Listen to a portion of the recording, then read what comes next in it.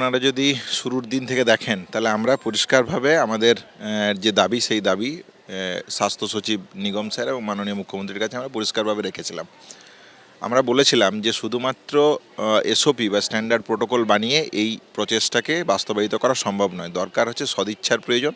তাহলে আমরা যদি দেখেন যে স্বাস্থ্যসাথীর যে রাত্রির সাথীর যে প্রকল্প ছিল, সেই প্রকল্পের যে 11খানা পয়েন্ট, সেই জায়গা থেকে যদি দেখেন তাহলে সিসিটিভি ফুটেজ কিছু বসেছে, কিন্তু তার মনিটরিংয়ের কোনো বাস্তবায়িত রূপ আর.জি. কর মেডিকেল কলেজে নেই। যদি আপনি দেখেন যে রেস্ট রুম বা প্যানিক বাটন বা ওমেন্স মেল এবং ফিমেলের আলাদা রেস্ট রুম, আলাদা বাথরুমের যে পরিকল্পনা তাদের রাত্রির সাথী প্রকল্পে রেখেছিল, তার এখনও কোনো বাস্তবায়িত রূপ আমরা দেখতে পাইনি। আর.জি. কর মেডিকেল কলেজেও নয়, অন্যান্য মেডিকেল কলেজে তো নয়ই। তাহলে এই হচ্ছে বাস্তব পরিবর্তন। আমার যেটা বলার সেটা হচ্ছে যে এসওপি তৈরি হতে পারে, আবার মিটিং হতে পারে, এরপর আবার মিটিং হতে পারে, মিটিংয়ের পর মিটিং হতে পারে, কিন্তু দরকার হচ্ছে সদিচ্ছার। যে আমি কলেজ ক্যাম্পাসগুলোকে দালাল মুক্ত, ওষুধ পাচারকারীদের মুক্ত, দুর্নীতি মুক্ত করতে চাই কি চাই না। যদি আমি চাই তাহলে আমি সুরক্ষার কথা ভাববো, যদি আমি না চাই তাহলে আমি সুরক্ষার কথা ভাববো না।